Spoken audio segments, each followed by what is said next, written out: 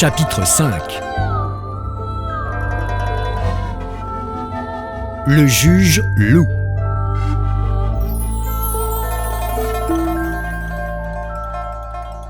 Chu Ardam, originaire de Linyan, avait pris pour nom personnel Tiao Mi, petite clarté. C'était un garçon tout d'une pièce. Peur de rien, manières et propos un rien abrupts, pas une once de malice non plus qu'une grande agilité d'esprit. Aucun succès n'était venu couronner de méritoires efforts dans les études. Un jour, qu'il participait à des agapes très arrosées de sa confrérie littéraire, un de ses condisciples l'apostropha par plaisanterie. « On te dit brave plus qu'aucun autre. Saurais-tu faire honneur à ta réputation en te rendant, dès cette nuit, dans le palais des 10 rois? Et là, tu nous rapporterais la statue du juge qui se trouve dans la galerie de gauche. Si tu réussis, nous nous cotiserons pour t'offrir un festin. » Linyan disposait en effet d'un temple des 10 rois, ceux qui dirigent les 10 tribunaux des prisons souterraines, les 10 juges des enfers. Les essences et les veinages des bois dans lesquels étaient sculptés démons et divinités leur conféraient une étrange présence. On les eût dit prêts à s'animer dans leurs riches atours.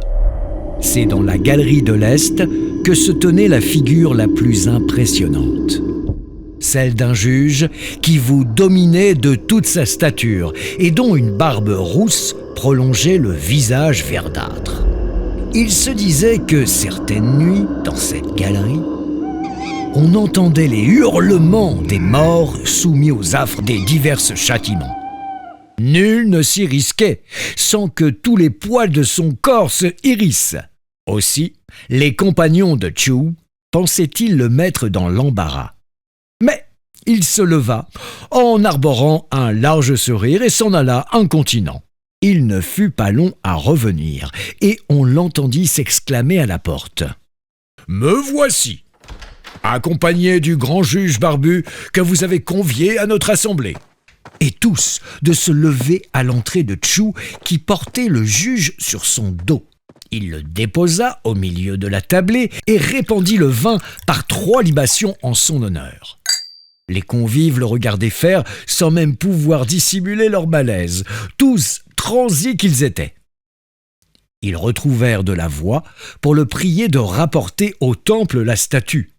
Chu procéda à une nouvelle libation et dit « Éminent juge, j'espère que vous ne tiendrez pas rigueur à votre humble mais fantasque serviteur de cette soirée inopinée. Ma modeste maison n'est pas très loin et si le cœur vous en dit, vous pourrez toujours vous arrêter pour vous désaltérer. Ce sera sans manière, histoire de faire plus ample connaissance. » Sa péroraison faite, il se chargea le juge sur le dos et s'en retourna. Le lendemain, comme convenu, ses comparses lui offrirent le banquet promis. Le soir, il rentra fort éméché, mais il était en train et se sentait de taille à ne pas s'arrêter à mi-chemin. Il moucha la chandelle pour ranimer la flamme et se remplit un gobelet. Soudain, on souleva le store et on entra. C'était le juge en personne. « Oh, voilà donc ma dernière heure venue, » dit Chu en se levant. « Je vous ai offensé hier soir et vous venez appliquer le châtiment. Vous allez lentement me tailler en pièces. » « Aucunement, » dit le juge, dans un sourire en lissant son épaisse barbe.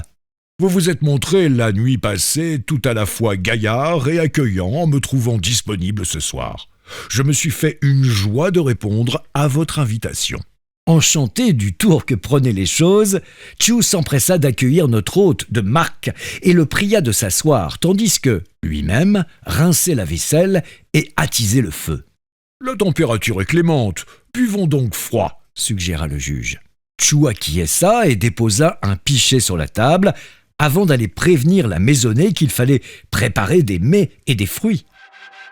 Terrifié par cette intrusion qui hante les sépulcres, sa femme le supplia de ne pas retourner en son appartement. Chu n'en eut cure et attendit que les plats fussent prêts pour les emporter. Après qu'ils eurent partagé plusieurs coupes, il s'enhardit à demander à son hôte comment il se nommait. « Je me nomme Lou, et je n'ai pas de nom personnel. » lui fut-il répondu. Ils en vinrent à discuter des classiques en littérature et les réparties du juge tombaient sans qu'il eût à délibérer. Et lorsqu'il lui fut demandé s'il avait quelque lumière quant au style des dissertations réglementées instaurées par la Cour, il répondit « Je suis en mesure de distinguer le bon grain de l'ivraie. Le système des études du monde des ténèbres est assez semblable à celui du monde des vivants. » Le juge Lou se révéla solide buveur, capable de vider d'affilée 10 cornes à boire.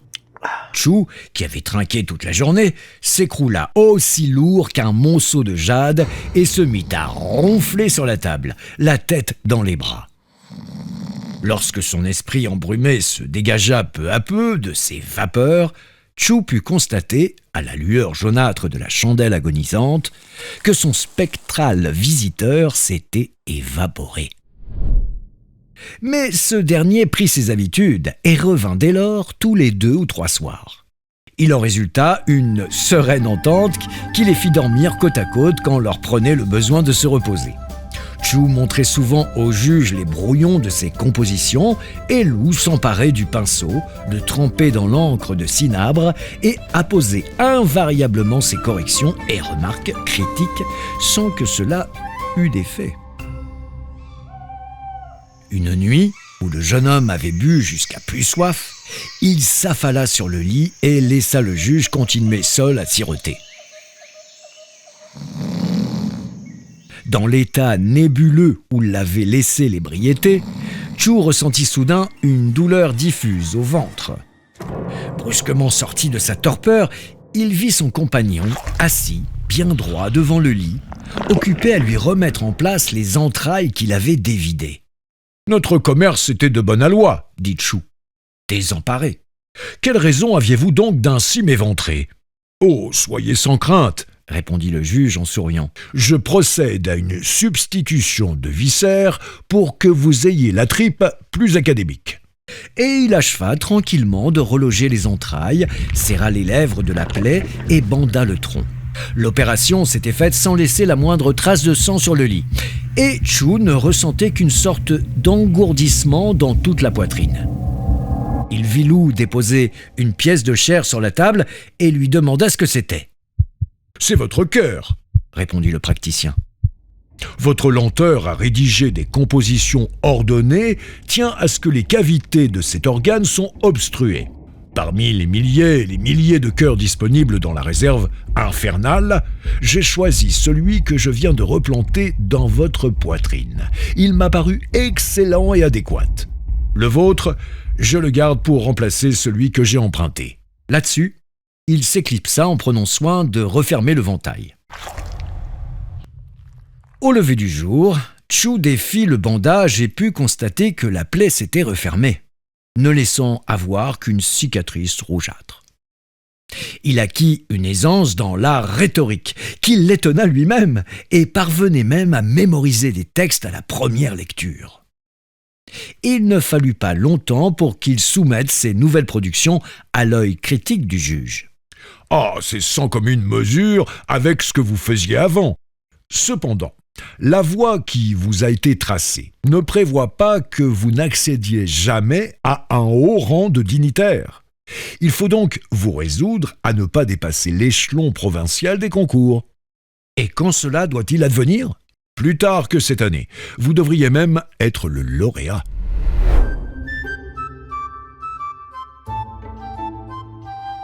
Et la prédiction fut avérée à la session d'automne.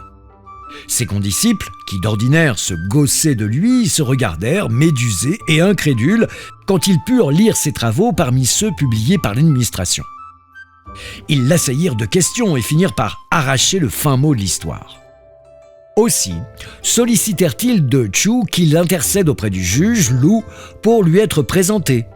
Requête à laquelle le juge accéda volontiers. Un grand banquet fut donc organisé en son honneur. Le juge Lou se présenta à la première veille, fidèle à son image, la barbe rousse en bataille et les yeux fulminants. Les convives blêmirent et l'effroi leur fit claquer des dents. Ils n'avaient qu'une hâte, se retirer, et c'est ce qu'ils firent les uns après les autres. Chu en fut réduit à inviter le juge à continuer de boire chez lui. Lorsqu'une fois de plus les vapeurs d'alcool eurent fait tomber la réserve, le « quant à moi » de chacun, Chu s'enhardit. « Je vous suis très redevable de m'avoir nettoyé les intestins et lavé l'estomac. C'est bien le cas de le dire. Aussi ai-je quelques scrupules à abuser de votre bienveillance pour solliciter encore un bienfait tout en ignorant si c'est du domaine du possible. »« Dites toujours, » fit le juge, « et nous verrons ce qu'il en est. Puisque le cœur et les entrailles peuvent faire l'objet d'échanges, je peux supposer qu'il pourrait aller de même pour le visage. Disant cela, je pense à mon humble épouse. Pour ce que je suis le seul à voir, il n'y a rien à redire, c'est parfait, mais la tête a pâti d'une négligence coupable. Pourriez-vous, pour cet échange-là, aussi exercer votre art ? »« Oh, c'est entendu, » répondit le juge en riant. « Mais vous comprendrez bien qu'il va falloir être patient. » Quelques soirs plus tard, il vint frapper au huis au beau milieu de la nuit. Et Chu s'empressa de se lever et de le faire entrer. À la lueur de la bougie, il vit que Lou tenait quelque chose enveloppé dans un pan de son vêtement. Comme le jeune homme le pressait de questions, le juge répondit « C'est bien là, en effet, l'objet de vos désirs, mais se le procurer a été malaisé. L'occasion vient à peine de se présenter et il m'aura fallu promptement la saisir. » Chu écarta l'étoffe et aperçut un cou encore humide de sang. Lou pressa le jeune homme de le faire entrer sans attendre dans les appartements intérieurs, dévolus à sa femme, tout en veillant à ne pas réveiller les volailles et le chien. Chu craignait que la porte fût bloquée par la traverse, mais Lou poussa les vantaux qui s'ouvrirent comme par enchantement. Introduit dans la chambre, le juge vit la dame allongée sur le côté et confia la tête au jeune homme qui la prit dans ses bras. Puis il sortit de sa botte une lame effilée, longue comme une dague, la plaça sur le cou de la dame et, sans plus d'effort que s'il s'était agi de découper une pâte de soja fraîche, fit une part distincte de la tête qui roula près de l'oreiller. L'officiant reprit alors prestement le chef que Chu portait comme une offrande, l'appliqua sur le cou qu'il venait de trancher en prenant bien soin de tout ajuster, puis pétrit les deux bords des incisions pour en assurer la suture. L'opération achevée, il cala la tête entre l'oreiller et s'en alla, non sans vouloir recommander à Chu d'enterrer l'ancienne tête de sa femme dans un endroit retiré. À son réveil, la dame sentit des démangeaisons dans le cou qui la firent se gratter. Elle décolla ainsi des écailles de sang séché. Alarmée, elle demanda à sa servante d'aller puiser de l'eau pour la toilette. La malheureuse poussa des hauts cris à la vue du visage maculé de sa maîtresse. Et quand celle-ci se fut débarbouillée, l'eau de la bassine avait viré au rouge. La servante eut alors affaire à une inconnue et la confusion fut à son comble. Quant à la principale intéressée, elle resta interdite devant l'image que lui renvoyait son miroir et qu'elle ne reconnaissait pas. Chu entra en scène et livra quelques éclaircissements. Surtout, il découvrait lui-même le fruit de son hasardeuse commande. De longs sourcils arqués s'étiraient jusqu'aux nattes des cheveux roulés sur l'oreille. D'adorables fossettes soulignaient l'attrait d'un sourire mutin.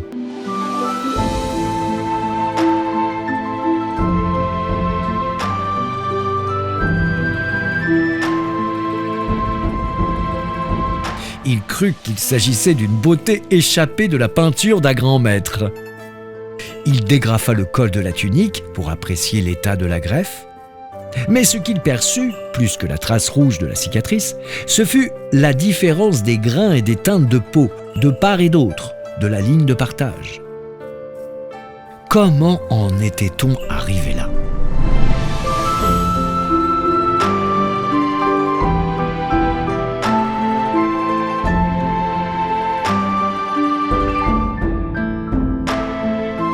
Il nous faut nous déplacer en un autre lieu à un autre moment. Il y avait un censeur du nom de Hu, dont la fille était connue pour sa rayonnante beauté. Pourtant, à 19 ans, elle n'était toujours pas mariée. À 2 reprises, elle avait perdu ses fiancés. Elle s'était jointe à la foule qui s'acheminait, comme tous les ans, vers le temple des 10 rois à l'occasion de la fête de la première lune de l'année, qu'on appelle aussi la fête des lanternes. C'est une confluence bigarrée de gens d'origine et de conditions très diverses. Il s'y trouva un individu dépravé pour repérer cette lumineuse jeune femme. Comme tout ce qui l'attirait, il se mit dans l'idée de la posséder. Il sut découvrir discrètement qui elle était et où elle habitait. À la faveur de la nuit et au moyen d'une échelle, il s'introduisit dans la demeure, força la porte de la chambre et saigna la servante au pied du lit et s'en prit violemment à la jeune fille. Mais elle résistait avec l'énergie du désespoir et hurlait en s'en arracher la gorge. Dans la fureur de l'empoignade, le scélérat l'égorgea à son tour et s'enfuit. Les cris avaient fini par franchir les murs et les cours, et bien qu'étouffée, avait atteint la dame Hu, qui dépêcha une servante de voir de quoi elle retournait. Celle-ci crut perdre le sens commun en découvrant l'horreur. Toute la maisonnée fut bientôt sur pied. Le corps décapité de la jeune fille fut exposé dans la salle de réception, la tête sectionnée, posée près des épaules. Toute la nuit montèrent les clameurs d'une poignante déploration. À l'aube, en soulevant le linceul, on découvrit que la tête manquait. Les lames de bambou volèrent sur le dos et les fesses des servantes, accusées de négligence, et on alla même jusqu'à supposer qu'un chien pouvait avoir dévoré la tête. Le censeur porta plainte auprès du préfet qui lança des poursuites, assorties de délais contraints pour l'arrestation du criminel. Mais 3 mois plus tard, on n'en aurait toujours pas la moindre trace. Cela dit, la nouvelle, à peine croyable, de la greffe d'une tête sur un tronc, comme pour une plante, survenue dans la famille Chu, finit par faire son chemin jusqu'aux oreilles du censeur Wu, lequel chargea une vieille servante d'aller fureter. Elle se rendit chez les Chu et put approcher la dame de séant. De retrouver les traits de sa jeune maîtresse lui fit tourner les sangs et les talons. Elle trottina prévenir son maître. Celui-ci constata par lui-même que le corps de sa fille n'avait pas bougé, ce qui le laissa perplexe et indécis.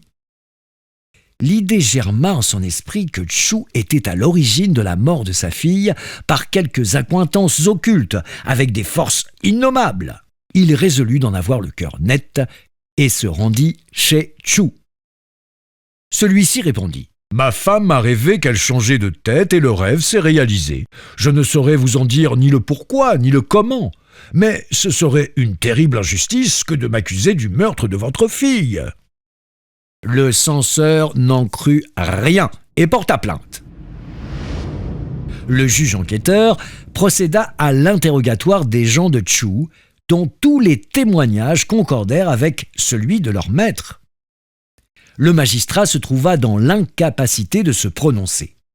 Dégagé de toute poursuite, Chu rentra chez lui, mais ne s'en tourna pas moins vers le juge Lu. « Il n'y a rien d'insurmontable, c'est la jeune morte elle-même qui va vous disculper. » Cette même nuit, sa fille hanta les songes du censeur Wu. L'individu sans scrupule qui a violenté votre enfant est originaire de Susi et se nomme Yan Tan Yan. Qu'y a-t-il de commun entre ce rebut de la société et le lettré sélectionné au concours provincial Chu, lequel n'est pour rien dans votre malheur? Il s'est trouvé qu'il se désolait de ce que la tête de sa femme ne fût pas à l'unisson de la perfection de son corps. Le juge Lu s'est servi de ma tête pour corriger cette discordance. Certes, le corps de votre fille est désormais dépouillé, mais sa tête vient de gagner une nouvelle vie et participe à un état d'harmonie. À son réveil, le sieur Wu raconta ce rêve étrange à sa femme qui lui dit d'avoir d'eux-mêmes été visités en songe par leur fille. Il informa en conséquence les autorités, ce qui fut déterminant pour l'enquête. On trouva bien à Souci un dénommé Yan Tanian qui fut arrêté après qu'on l'eut soumis très méthodiquement à la question et fut châtié à raison de l'exacte gradation des sanctions prévues par les 5 punitions. Le censeur Wu se rendit chez Chu et le pria d'accepter de lui présenter son épouse. Ils convinrent de se considérer comme beau-père et gendre. L'union des familles fut scellée, en quelque sorte, à l'occasion des funérailles, puisque le corps de la jeune fille et la tête de la dame furent conjoints. Chu se présenta à 3 reprises au concours général de la capitale, mais fut invariablement récusé pour inobservance des règles. Ces désillusions répétées le conduisirent au renoncement, c'était dit, il ne serait pas mandarin. Il atteignait la trentaine quand, un soir, le juge Lu eut un propos prémonitoire. « Vous arrivez au terme de votre présence dans le monde des vivants. Et ce terme est-il déjà fixé ? En effet, il surviendra dans 5 jours. Ne pourriez-vous donc rien faire pour le repousser ? Le ciel est le maître suprême de nos destinées. Comment un simple mortel pourrait-il prétendre y contrevenir ? D'ailleurs, le sage ne doit-il pas considérer vie et mort comme les 2 états d'une même trajectoire ? Attacher l'idée de bonheur à la vie et celle de malheur à la mort est dès lors sans fondement. On ne perd ni ne gagne rien.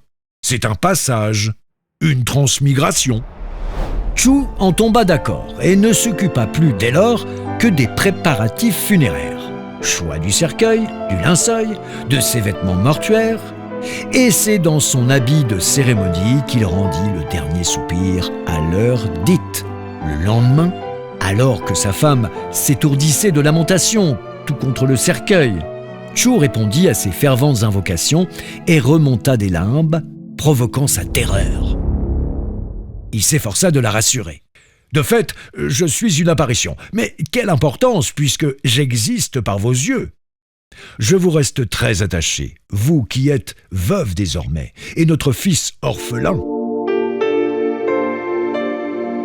L'émotion prit la dame à la gorge et de lourdes larmes roulèrent sur sa poitrine. Il mit toute sa tendresse à tenter de la rasséréner.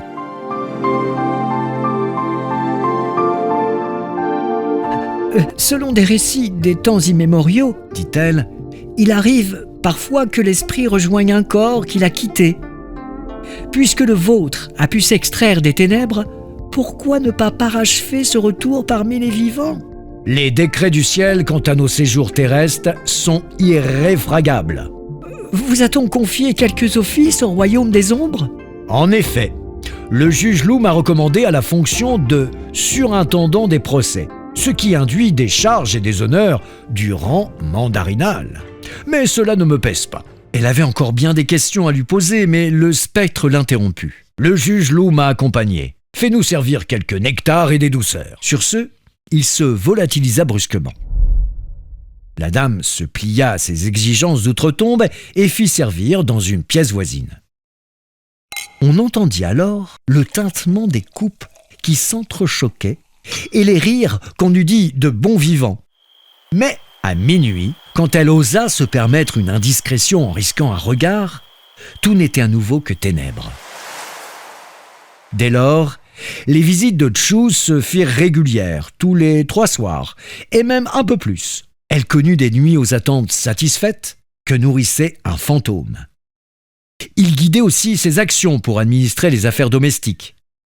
À chacun de ces passages, il ne manquait pas d'embrasser leur fils, Wei, qui venait d'avoir 5 ans.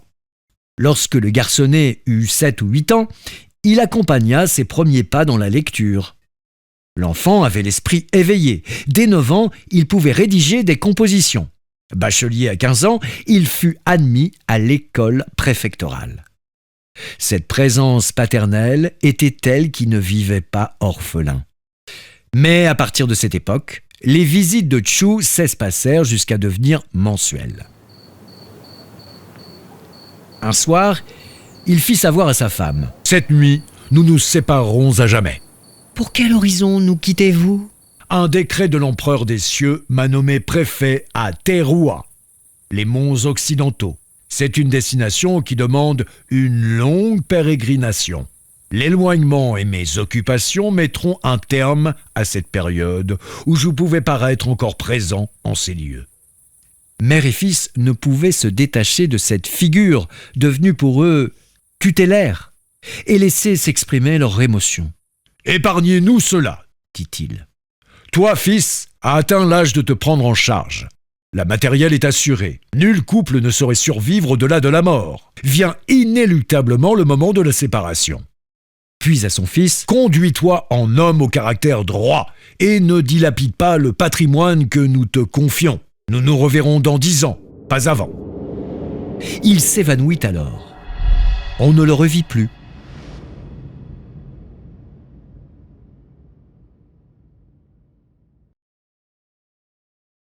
Par la suite, Wei obtint le grade de docteur alors qu'il n'avait pas 25 ans et se fit élever à la fonction d'envoyé de la cour impériale. C'est à ce titre qu'il fut chargé, au nom de l'empereur, d'offrir des sacrifices aux génies des monts de l'Ouest. Sa route passait par Roi-In. Sans que rien l'eût annoncé, il vit soudain fondre sur lui une voiture accompagnée d'une escorte de gendarmes et de porteurs de parasols emplumés. Ses yeux s'arrêtèrent sur le personnage qui trônait dans le véhicule. C'était son père.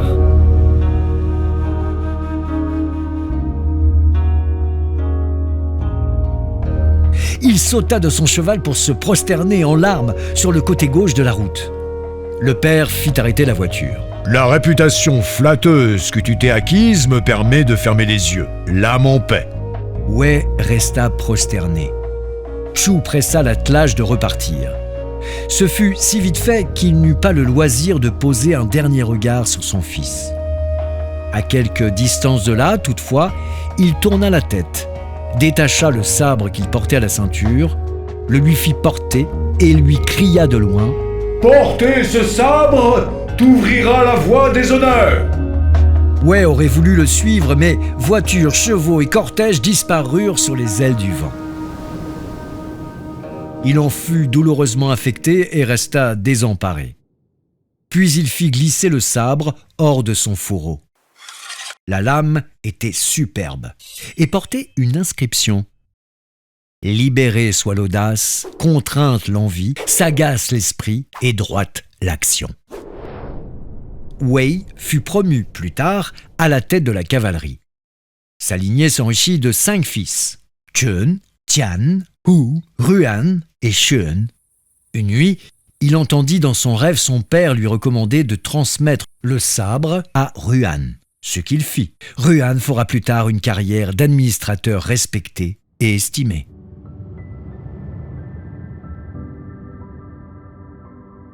Le chroniqueur des contes dit : raccourcir les pattes de la grue pour allonger celles du canard serait le fruit des divagations d'un esprit malade qui prétendrait modifier l'ordre naturel des choses. Greffer des fleurs à la cime d'un arbre serait un accomplissement pour qui expérimenterait des innovations. À plus forte raison, s'il s'agissait de remplacer un cœur ou un visage, de travailler avec des lancettes, pinces et scalpels au milieu des entrailles. Quant au juge Loup, ne peut-on en dire que ces dehors rébarbatifs n'étaient qu'une enveloppe et que l'ossature interne, vouée à l'harmonie, est celle de la vraie beauté ?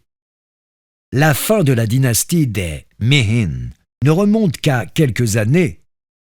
Un juge Loup se trouverait-il encore parmi nous ? Se manifesterait-il par des actions résultant d'une justice immanente ? Je me mettrai volontiers à son service pour lui témoigner mon admiration.